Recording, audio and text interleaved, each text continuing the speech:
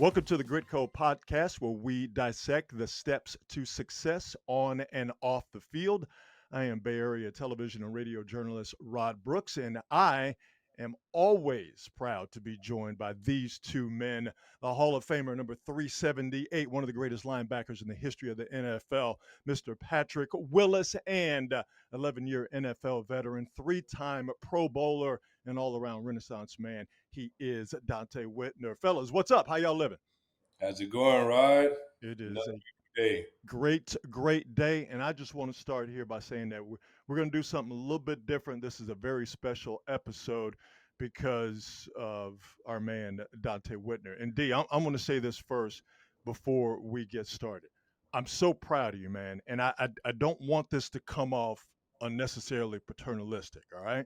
But I'm so proud of you, man, for what you've done here in your post-playing career. And I remember when we first started working together, you were hipping me on to where you are right now, deep in the financial game, and more to the point, helping out former players to usher them into a very comfortable and fruitful retirement. And you taught me a lot about guys in the NFL, they make money quickly and they lose it just as quickly. And you have been on this very righteous crusade to make sure that you are informing former players of their financial literacy and what they need to do. And to see you continue to have success with that, and to see the great article that was done not too long ago in the USA Today, man, I'm so proud of you for what you've done. And I'm so proud of what you are going to continue to do, because this is some really good and important work you're embarking on.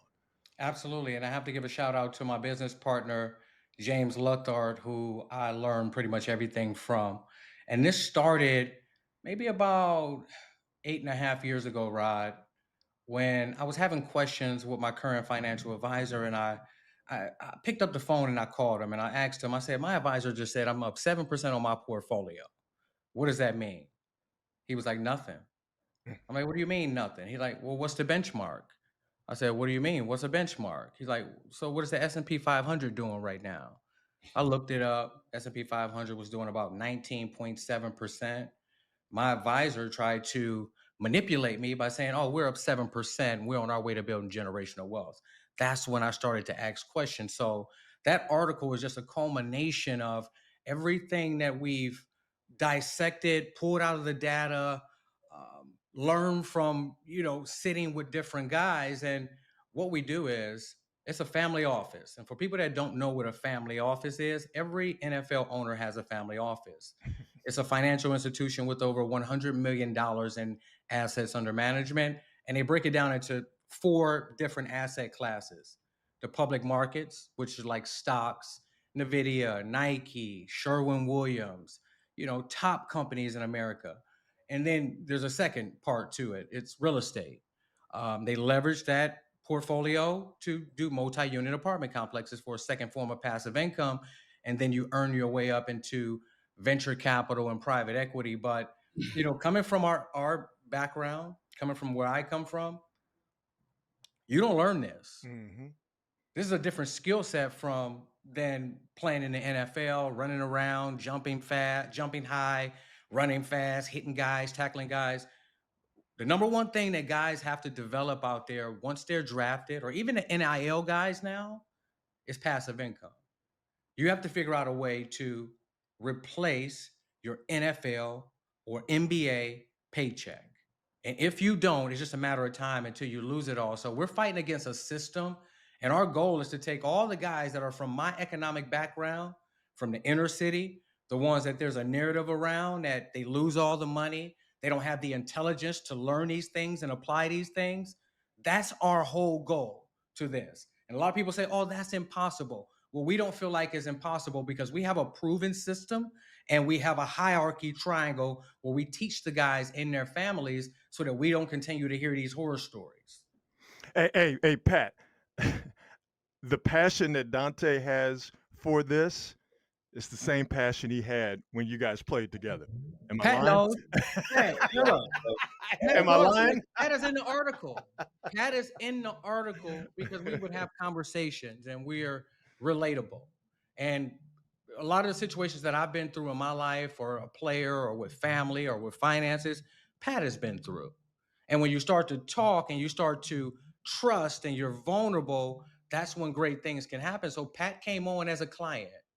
I'll let Pat speak about his experiences and what we've actually helped him accomplish. Yeah. So, man, shout out to Donte. You're absolutely right, Rod. That same passion he had on the field, I feel like it might be even more now in this financial world. And again, man, I'm really grateful for him. I know that we talk about it often. Teammates in the locker room, on the field. Being there for one another, holding each other accountable. What most people don't realize is, like, man, a lot goes on while you playing the game, but man, when you finally hang up those cleats, so much more happens after the game, and a lot of it has to do with your finances. That's where you see a lot of guys really start to lose their stuff. Whether it's, you might think it's a relationship, but a lot of it is from that financial piece because of how they were living at one time. And what I learned real fast was when I retired, the difference between rich and wealthy. Rich is right now while you got a really nice job, it's paying really well. Man, you can live the kind of life you want to live, and then wealthy is, man, you don't have to get up. Your money is making money for you. And a lot of athletes and a lot of young guys, they get into this, a lot of young athletes that get into this position, they're rich. Like I said, they don't know much about the wealth. And when they hang up the cleats, that's when they really hit. And for me, I was humbled. I was humbled real quick. I think it might have happened a year after I retired, and it was embarrassing. It was embarrassing. I mean, you kind of just wanted to fold up. You was like, man, like, how could I know all I know on the field, or learn all I learned on the field? And when you really think back, you're like, wow, it really took a long time for me to really master what I even did on the field. So why is it that I was thinking that I Mm. was going to know it all just like that? And what I'm grateful for is that, man, I'm a man of faith. Shout out to my grandmother for instilling that in us when we was young. And I just said, man, God, what is going on? Like, as Dante said, I had questions and I couldn't figure out things. And when I had that big hiccup, when I had the big bang, getting into business and not really understanding business etiquette, not knowing financial literacy, man, I got myself in a cobweb that was, it felt like it was chaos. It felt like more than anything I had ever felt on the field. And what was interesting is I always had this center. The center is my working out. Rain, sleet, or shine, good, bad, and different. And Dante and I work at the same gym. And Dante was doing TV. I was seeing from afar. Nobody know I'm really going. They seen it on the news. This happened to Patrick and stuff, but you really don't know what's going on. You see the big picture, but you don't know what's going on behind the scenes. And I'm trying to piece it together. I'm trying to put my mind. I'm like, man, why can I not figure out how to replace this money? You done saved up so much, and then you took a big hit, and then next thing you know, you making a little. You still going out and doing things here and there, and you making money, but it ain't the same. It ain't really replacing. I'm not seeing like what I thought was supposed to be just easy and simple. Like, man, you just money go back in, and what I realized was that there was way more to the process. What I realized was that what I was trying to do was replace my NFL income. I was trying to replace my NFL income with now just trying to do a job or trying to do jobs, but not realizing you're never gonna make that kind of money again. And what I didn't have passive income. I didn't have these financial markets or financial markers that I probably should have known, but because I was so invested in the game, and I'm not saying right, wrong, and different, but what I will say is, man, learn your finances. Take time in off season, go sit down, understand how your portfolio is working, understand what you have going on. Because me going through that, me and Dante working at the same place. I remember asking him some questions. And the hardest thing to do sometimes is a lot of times to be real Be with you. vulnerable, especially for African Americans. Yeah. And I remember he asked me some questions. He was like, well, Pat, what's your passive income? Or what's your portfolio doing? I was like, wow. I'm like, man, he asked a question that I really couldn't answer. And I was like, well, my financial guys say I'm making, this, and, I'm doing that. And I didn't realize I was just only in one sector. And that was, even that one was kind of below the benchmark. At the time, I didn't know. I thought that was what it was supposed to be. Like, Because everything. that's what they tell you, Rod. That's the Nobody, manipulation. and nobody, and credit to this to my financial guy that I have a couple, but this one he wasn't stealing. When nobody was stealing from it, it was just I couldn't be better. And so through Donte and James, shout out to James, man, much love, much respect for his craft and how serious he is about it. But I was very after going through a hiccup, I was like, man, I don't know if I'm trusting anybody. Mhm. But I knew I was in a place where I couldn't figure it out myself. And I said, God, like you make no mistakes and there's a saying that when the student is ready, the teacher will appear. And Dante said, man, you know what? I'm gonna connect you with my guy and he gonna send you some questions and you want to send to your guy. And man, I did that and next thing you know, Once you start doing that, that's when they ass pucker up. that's They're like, oh shit. so long Who story the short. fuck been talking to Pat? Who telling Pat about my game that I've been running? Oh shit. And then guess what? That's when all hell breaks loose, right? And it did. That's when you figure out what the fuck is going on. Mhm. It What's did. your investment strategy? What's your track record? We look at your RDV. We check your background.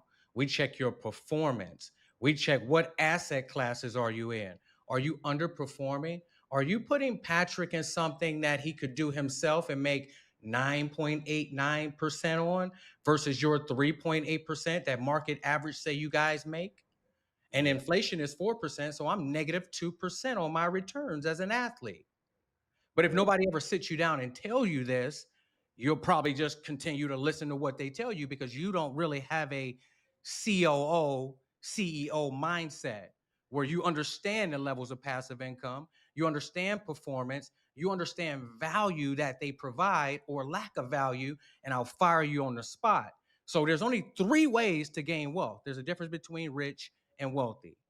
Rich is athletes, rich is, anybody that's really good at their job, they can get rich. But to get wealthy, there's only three ways to get wealthy. The public markets, that's the investment, that's the stocks. Only 4% of the companies that's ever been invented made up 100% of the returns in the market. You get with a top 1% advisor that can teach you that and apply that, you're going to be okay. You're going to outperform the market. The second thing they do is pledge asset lending. When I said Jay-Z's verse, you know what's more important than throwing money in a strip club? Credit. You know how the Jewish people own all the properties in America? That's how they did it. It's pledge asset lending. You lend against your stocks to go out and do multi-unit apartment complexes, and you get a company in there to manage it for a second form of passive income. And then when you get those two down, this is the way you go, right? Bottom, then you work your way up. Now you go out and you buy businesses for a third form of passive income. Then once you get your passive income to meet your fixed cost every year, which is your output for the year, you reverse engineer it, now you're wealthy. Now the excess that you make, you can invest in venture capital, take 25,000 here, invest in a tech stock, some startup, some water company, some beverage, some protein, whatever you want to do. And what restaurants you want to invest in, any type of company in private equity, but you don't play in those asset classes that have a 90% probability of going bankrupt until you earn your way up there. See, these are the things that they don't teach us. You I had said to go in the dark to find this. you said a And then key once word. I got it, it's hard to even relate a message to the guys because a lot of times they don't understand the value in it. I think Dante, you said a key word too. You said earn. Earn. Yes. A lot of guys don't realize that. Dante, tell them about real quick, like the basic fundamental of how long it actually takes to 5 to build. 7 years. You have to be invested for 5 to 7 years once you start to get money and start to put it to work for you. 5 to 7 years. You have to live with frugality. You have to live like a college student on that first contract, literally. How You many of us? can't buy mama a house. You can't afford it. How many of us do that? None. Not Everybody many. goes against what we're talking about. But the culture tells you buy mama a house, buy yourself a big mansion, buy a couple whips, buy a couple jewelry that don't mean shit. That's all lab grown and all type of booth and bullshit. When you try to resell it, you're going to get 0.2% of what you paid for it. So the culture tells you to go out and buy the Gucci and the Louis Vuitton and all the bullshit. It doesn't tell you that there's actually a stock that you can invest in to buy to buy the Louis Vuitton and the Gucci stock and the champagne companies and everything that you invest in when you go to the nightclub that can pay you a dividend so you can go buy their products with your dividend. So the culture doesn't really teach that. So what we're really teaching is a culture shift, the habits, the thinking, the scarcity mindset, right? Oh, I got to take care of all the homies. No, you don't. Taking care of all the homies going to have your ass back broke in the hood. Mm-hmm. So it's more than just financial literacy. It's childhood trauma. It's dealing with scarcity. It's dealing with, I had a sense of lack that was so deep within my soul that I have to wear my worth on my body. That's how the wealthy look at individuals that try to put an outward expression of how much they're worth by what you have on or what you drive. That's not how they calculate success.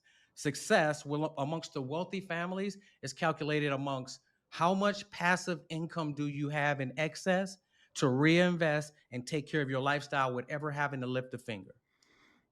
You know, we were laughing before we got started that passive income is a complete and total misnomer. There's absolutely nothing passive about passive income. No. It's actually quite the opposite. It's very active if you're doing it right. Absolutely. And when you look at families, because now we're not even going to talk about athletes or entertainers or people with a high level of income. There's 9 to 5 workers out there that applied these philosophies and invested in the S&P 500, didn't get caught up in consumerism, don't go get the Mercedes or the Range Rover or live check to check, and understand the different asset classes, and they'll take half of their check and put it in the S&P 500, which is up 16% right now. Do you understand that? That's what they do. And in over a long-term period of time, 10, 15, 20 years, that'll turn into millions of dollars. That's what they don't teach us. And guess what? You can go and do that on your cell phone right now.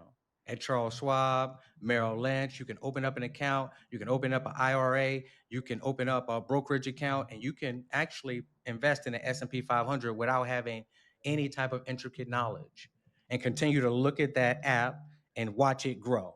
That's what you can do. That's what anybody can do. So this information is applicable for everybody out there listening.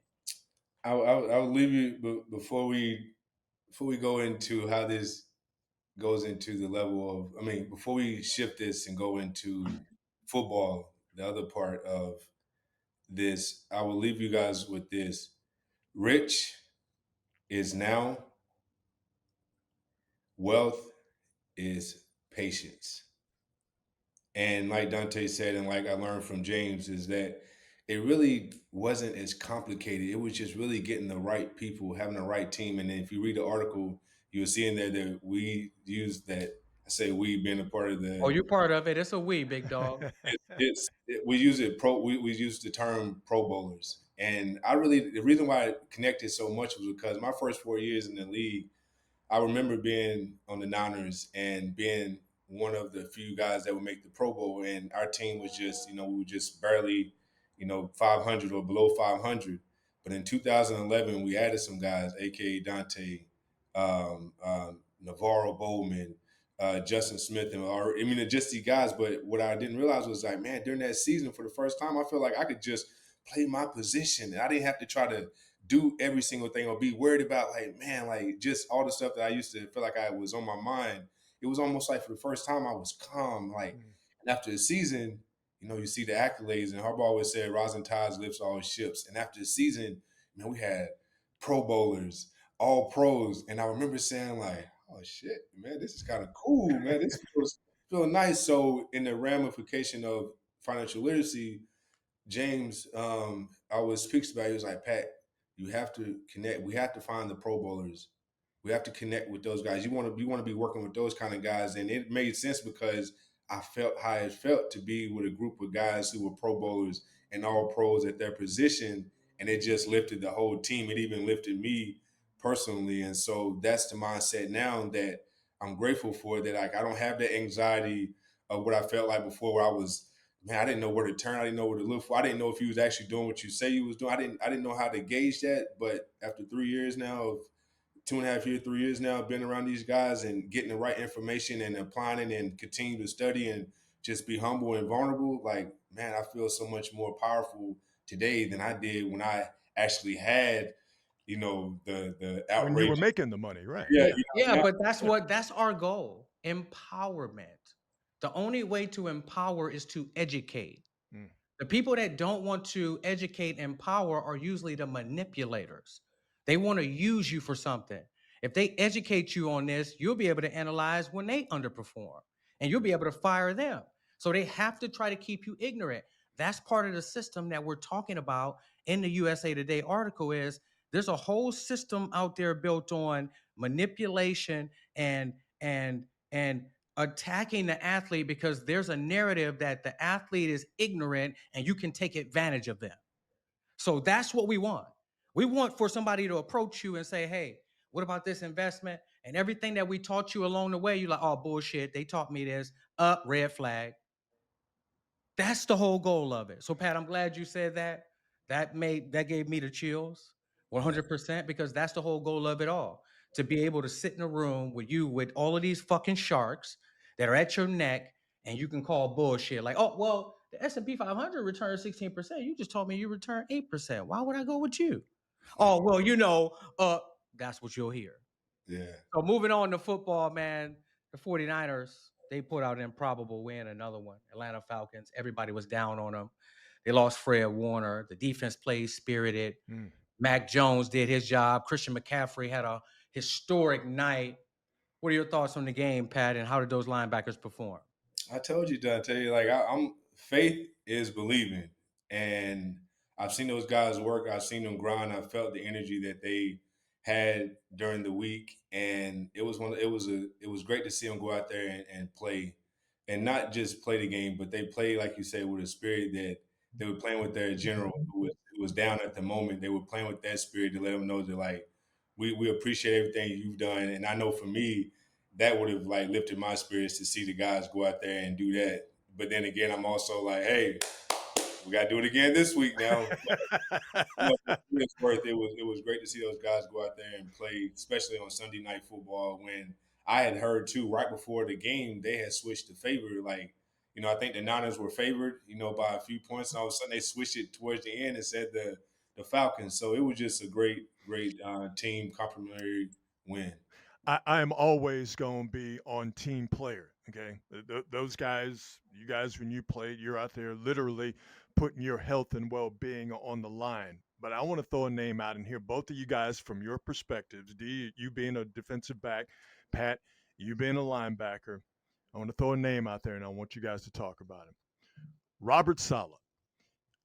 And it's not to throw shade on previous D coordinators, but if the Niners had the injury situations they have right now, playing the Falcons, if this were last year or previous years without Saleh, they would have lost that game. I was so impressed with Robert Saleh, and this doesn't happen just on Sunday. This is the week leading up to Sunday. For Saleh to know that he is missing key pieces like Bosa and Warner, has a really young defense, but he didn't back down. He wasn't passive. All right. He's like, we're going to be aggressive. We're going to blitz.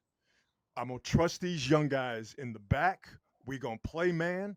Penix doesn't like see man coverage. They like to throw the ball on the boundaries. I'm going to trust that you guys going to hold up out there.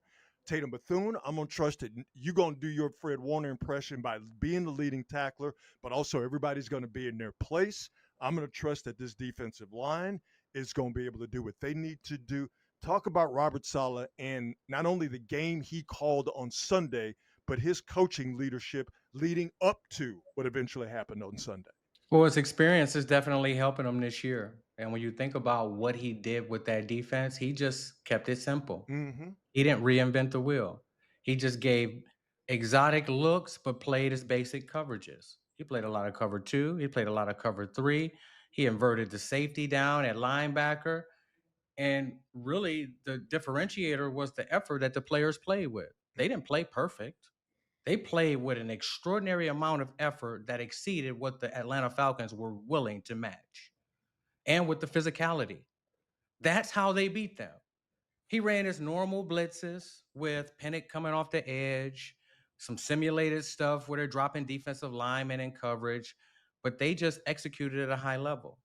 They just played fundamentally sound and they tackled well. Very well. And then another thing is, the hallmark of a great defense is situational football. That play on 4th and 1, do you know how many defensive backs would have got rubbed off because they didn't have wide field recognition and they didn't really expect the off man that they teach you? Once you break the huddle, we have to see who's off the ball, who can possibly change the strength, and who can motion. That's football 1-on-1.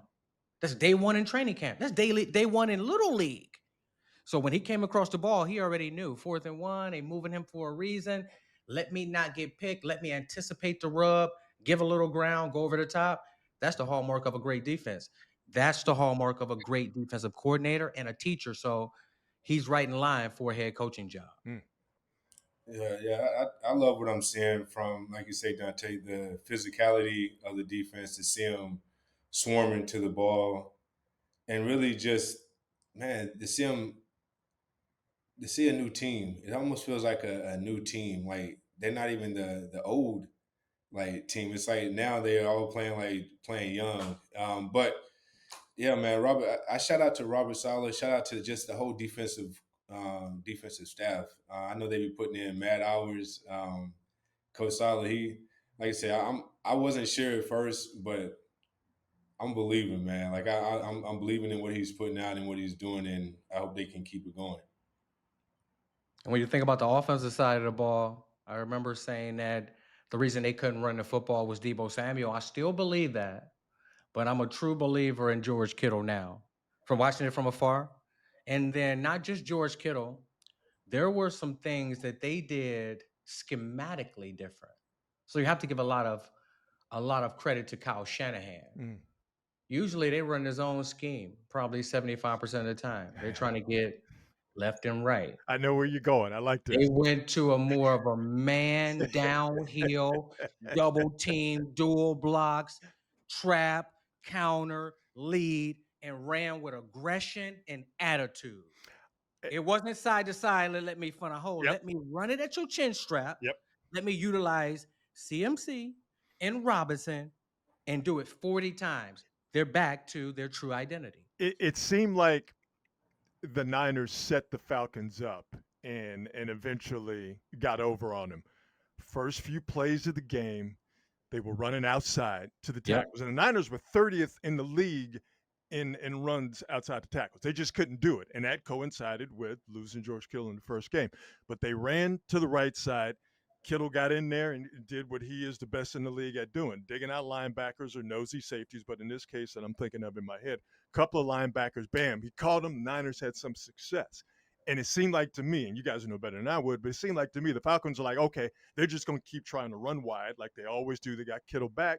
And then Kyle Shanahan and the Niners said, okay, now that we set them up like that, we know we have an advantage because the Falcons are a little bit lighter inside, definitely compared to, let's say, Tampa that the Niners saw a couple of weeks ago.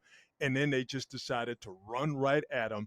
And once the Niners had a couple of plays of success with it, the Falcons were absolutely powerless to do anything about it. Absolutely. So, Pat, talk about that from a linebacker perspective. Now, we're playing a team that's all zone scheme, right? 2 tight ends, left and right. And then all of a sudden, in the middle of the game, like when we went to Baltimore and they kicked our ass, and they had that big fullback Leach, Vontae Leach, and they came at us, dual blocks with Ray Rice and him. Talk about the difference in defending a zone scheme as a linebacker and a man scheme where they could go trap, counter, lead, power, and come straight at you. Talk about the difference. Yeah, I mean, when it comes to zone schemes, you feel like, to me, I feel like they thinking they might be faster, maybe not as strong, so they're gonna get they don't want to come at you. So that's keep them on the edge and keep them moving. But the moment that they start coming downhill at you, it's almost like they're trying to let you know what it's gonna be. And for me, like what? It's gonna be a long day, right? It's gonna be a long day. And the word on the street was that Shanahan said he was gonna run the ball 40 times. Yeah, and what's funny, guys, is that it's taking me back right now to actually the draft. In that draft, during the draft, this past draft, do you notice that all the draft picks they were going with were early on were defensive guys, and everybody like, Shanahan, what you doing? Like, you should be getting offensive guys. Like, you should be drafting this guy on offense and drafting that, and everybody, and they just kept getting defensive guys. And now look how it's all turning out. It was almost like they were saying, like, listen, get defensive guys. Like we need guys that can stop. We need a defense that can stop some people, and then we're gonna make it do what it do on offense. Like I'm gonna make that happen. I'm gonna figure that out. And so it just goes to show, man, they are a well close niched team from top to bottom. So let me ask you guys this before we move on to other things in terms of the Niners and where they are offensively. You got Kittle back, so at least for now, it seems like everything is right with the run game. You're eventually going to get Pearsall back. You're eventually going to get Ayuk back, even though it's going to take him a little time to get going. But again, let's just assume he comes back. Bam, things happen. Do you get the sense now going forward here as we get close to the second part of the season, the Niners are the type of offense where they feel like any type of game that breaks out, they can play it. If they got to run, zone, they can do that. If they got to run at you, they can do that. If they got to throw the ball around, as they have, even without Kittle, even without Ayuk, even without Pearsall at times, they can do that. Do you get the sense that they're a diversified offense in full going forward? Absolutely. And when you think about the past and how they performed in the first 7 weeks of the season, remember, they would usually get off to a slow start. Kyle was really figuring out the defensive side of the ball, how teams were playing them, and then they would start to have success. Well, he's doing the same thing that he's done in the past, but he's winning now. So once they get their pieces back, Jawan Jennings and these receivers really buy into blocking on the edge, because there Exactly. were a couple times that he missed blocks that could have gone for more yardage. And you get Ayuk and you get Pearsall, and now you have defensive coordinators guessing what type of run scheme are they going to come out with this week? Because you've shown that you can do both. Mm-hmm. You can go zone. We're going to practice 70% against the zone scheme, or are we going to go against these multitude and variety of man blocking schemes where you're inserting tight ends, use check as the fullback. You have Christian McCaffrey, you have Robinson, you have variety. I think that once they put it together, this is the time where he goes on that run towards midseason. Yeah, I still think I'm with you, Dante, and I still firm believer though that it's starting on it's something about the defense because, like you say, you look back last year and you had Shanahan, but the defense couldn't get any stops. They couldn't get off the field, and so again, as long as they continue to do that and the defense continue to play sound, and the offense don't have to, I mean, but the offense show they can do it both. All now they show they can do it always. So you might be right, Rod. They showing that they are very diverse. Hey, and now they got a kicker who can actually do his job. That's He's what we're not amazing. talking about. That's what we're not talking about enough. We're not talking about that enough because imagine now you can get further. You don't have to get to the 30. You don't have Yeah. to get to the 20. If we can just get to 35 or 40, and now kickers are kicking the ball 70-yard field goals. I might be with Coach Vic on. I don't know what's happening and what's going on, but yeah, them kickers are kicking the heck out of that ball. But I'm glad that our guy is, knock on wood. I think he says 20 something 20 for 10. Like I don't know, it's something amazing like that. So I'm gonna knock on wood. I don't want to jinx him. So With this next segment, I want to call it the mid-season reality check. All right. And this is really the point in the season when you start to feel the bumps and bruises, the fatigue can set in. You want to take reps off in practice. You're probably not as locked in or focused mentally. The championship teams, they propel themselves through this phase. The teams that are ready to go home to the offseason that didn't start the season, they start to really fizzle out. Pat, what was your secret to remaining strong and locked in, focused, and explosive during that mid part of the season? I was actually thinking about that today when I was thinking about the youngsters and a lot of the guys who are playing now as rookies. I remember being a rookie playing from day one, and I remember getting to week 12 and hitting that rookie wall. And it's real. It's real. So if I could go back, I would tell myself to have then, because when you're young, you're thinking like, man, I'm young, I'm fresh. I don't need to do all the recovery. I don't need to get to sleep like I need to. And so if I could go back now, I would most definitely say continue to lift, continue to stay strong, like mentally and focus, mentally and physically, and really just stay on the recovery, stay in the cold tubs. I know it ain't pretty, but man, you have to stay in the cold tub.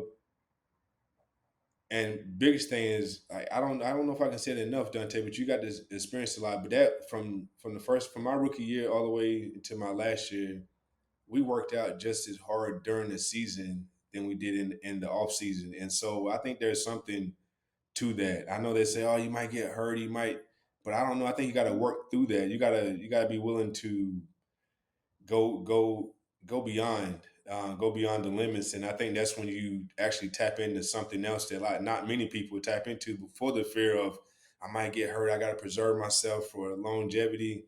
That's just not the way that I went about it. I went about each day as if like, man, I got to be better today than I was yesterday. So what does that take? It takes doing everything I did yesterday, plus trying to figure out whatever that little edge is. I don't care about Donte looking at how he was working on his feet or looking at somebody else like, what they working on. I would see, yeah, I'm just going on, but you don't stop, man. You just got to keep applying pressure. Let me ask you guys this. Maybe it's something, maybe it's nothing, but is there a perfect time to have the bye week? Is there a preference for the bye week, earlier, later? All the NFC West teams, not named the Niners, have a bye this week. The Niners don't have it until week 10. Does the bye make any difference in terms of getting over that mid-season hump and pushing towards the finish? Does that have any any bearing on how you can get to that point? I think it can be beneficial if you can get it somewhere around mid-season to allow you to recover physically, mentally, and to reboot as far as the film and what you're putting out there. Because coaches, when they're looking towards next week, they don't have a chance to self-analyze. Oh, we might be playing cover too much here, which is why they're attacking us here, or cover 3 or cover 1. So it gives you a chance to reboot, and it always helps when you have a winning record going into that bye week, because that determines how much the coaching staff will take off of you. If you're like the New York Jets or the Miami Dolphins and you're going into a bye week and you're 1-7 or 0-8, they're gonna work the dog shit out of you. Hey, I've You been better there. believe it. If you the 49ers and you 8-2 and it's week 10 and 11 or whatever, and you going into the bye week, they're gonna take some off you. Hey, They're gonna give you a few more days off. So it's however you choose your poison. hey, Dante, you need to drop a trigger warning on that because you mentioned the current plight of the Jets and Dolphins, and I can see Pat They shifting done. around like, oh, I remember them days.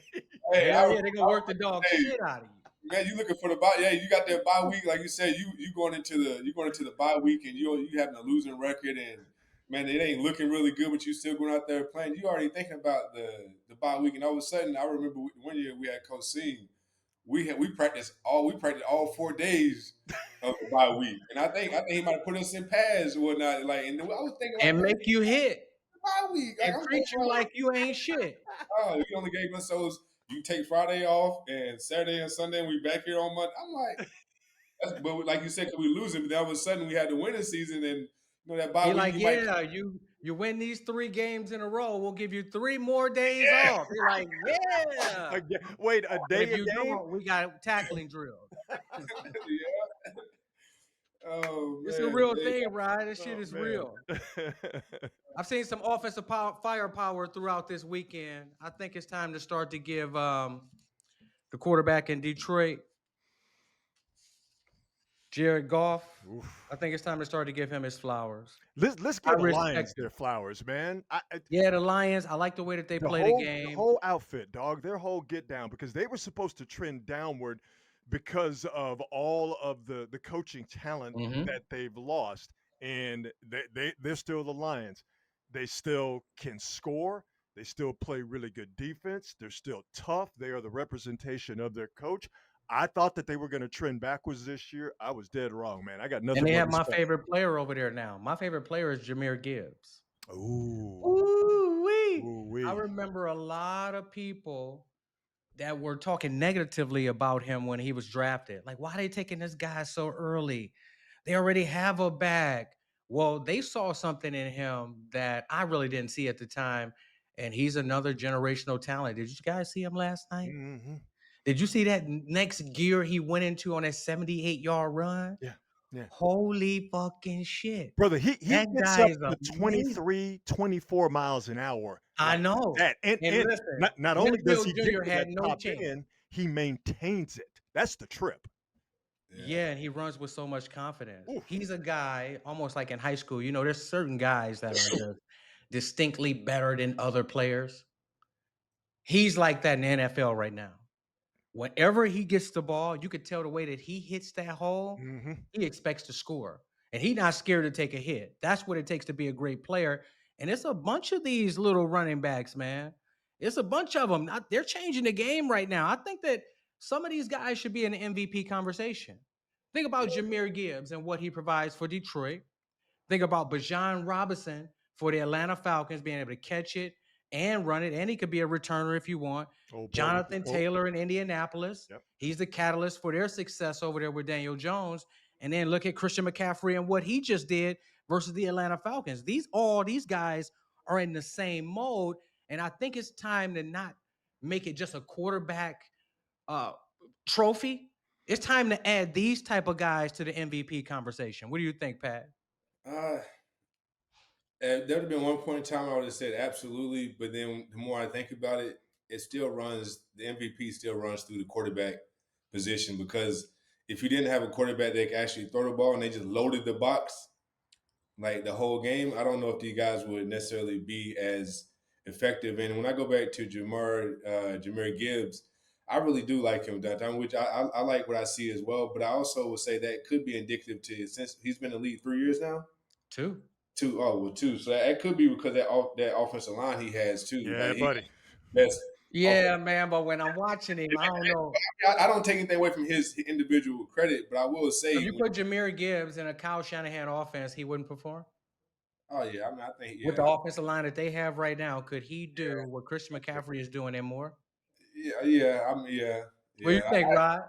Yeah. The He way is good. but but but I will say this though. There were a lot of people saying that Christian McCaffrey has lost his step. Clearly, he's not the guy he was when the Niners got him 3 years ago.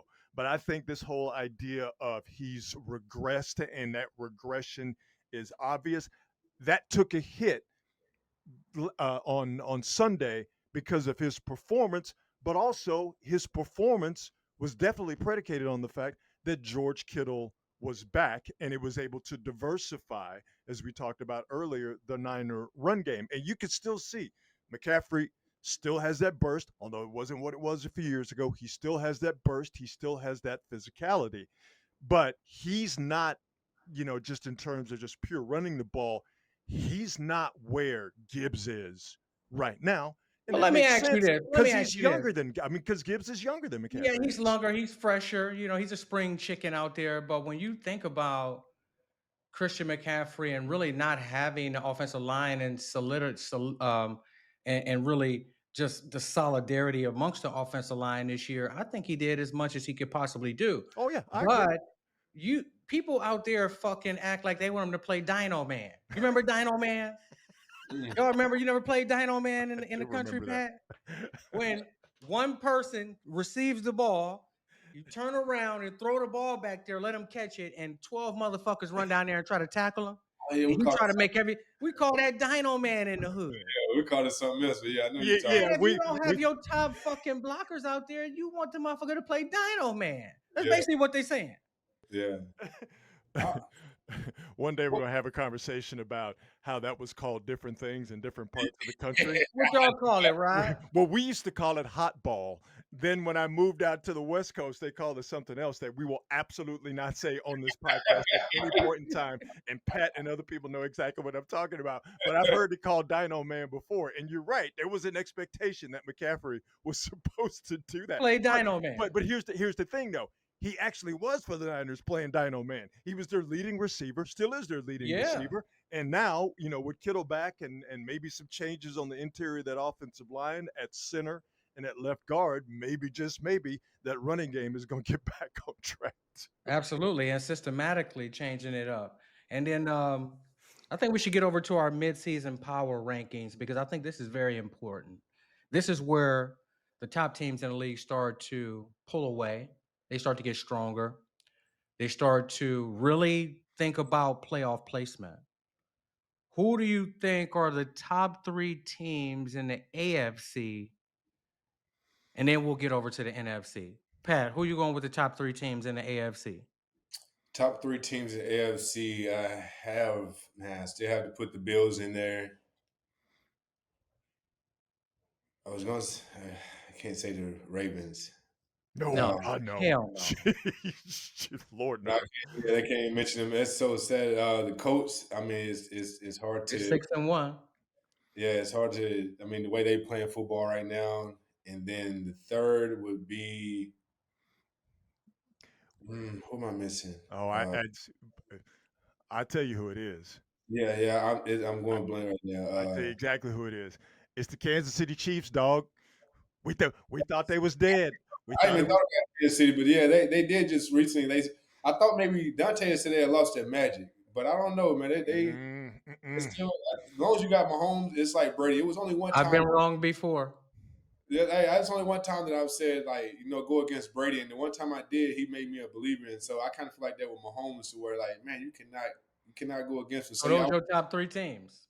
I would say those three, those Yeah, three. So, Who you but got, Rod? I'm gonna start with KC. I wanted them dead and buried. Everybody wanted them dead and buried. They are as alive and still as dangerous. And it's funny, we were talking about the MVPs, and I'm with you, Dante. I think we're seeing a shift in the NBA. You're kind of getting back to bigger players, and those guys being in the forefront. I think we're getting back to running backs, and I believe it started with Christian McCaffrey and Saquon Barkley, who we have mentioned. But the emphasis on the running back is getting back to the NFL, and I think that's a good thing. But it's still a quarterback centric league, and Patrick Mahomes is still the best quarterback in the NFL. He's might not win MVP this year. He can't win MVP every year. But is there a guy you'd rather have playing quarterback than Patrick Mahomes? For a lot of people, the answer to that question is no. So I'm gonna go with Kansas City. I'm gonna be a little bit different here.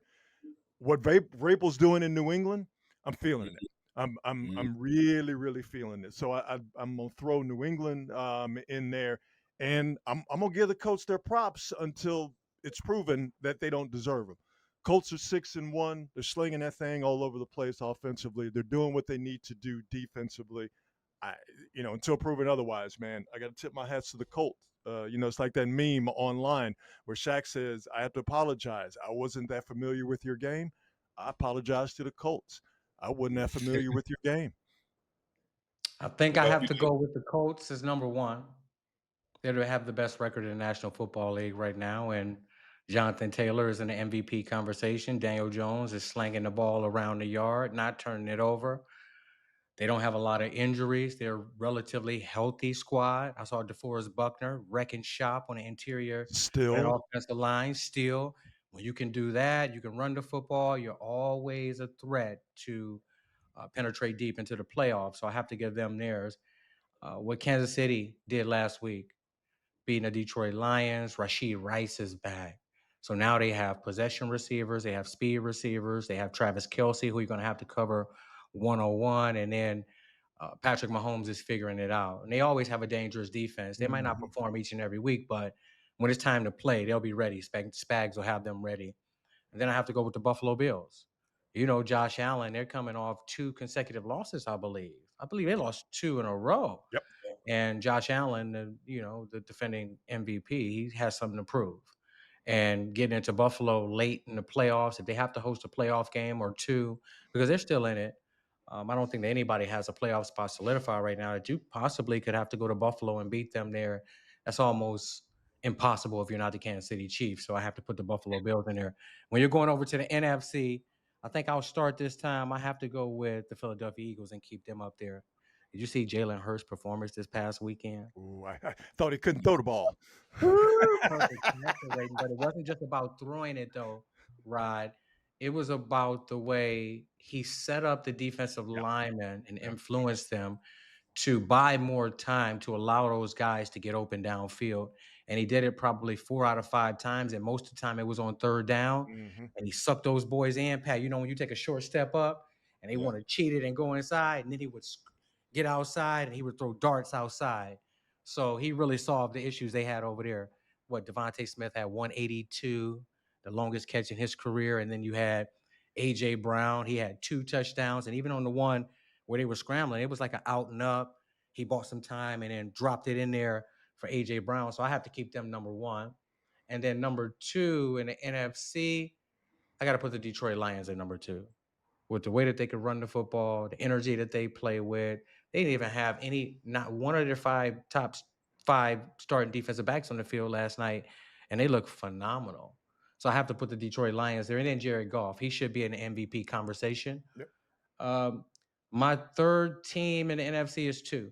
It's the 49ers and it's the Tampa Bay Buccaneers. Tampa Bay lost last night, but it's something about that Baker Mayfield magic. And then what Kyle Shanahan is doing with the 49ers right now through all the injuries, the doubt, the greatest thing that he's doing is keeping those guys believing.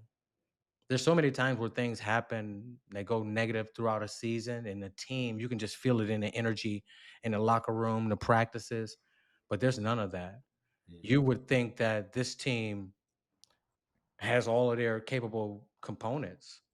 With losing Bosa and losing Fred Warner and Ayuk and Brock Purdy, and the list goes on, and to still be contending for a top spot in the NFC, that's commendable. That's Coach of the Year, commendable. So those are my three teams in the NFC.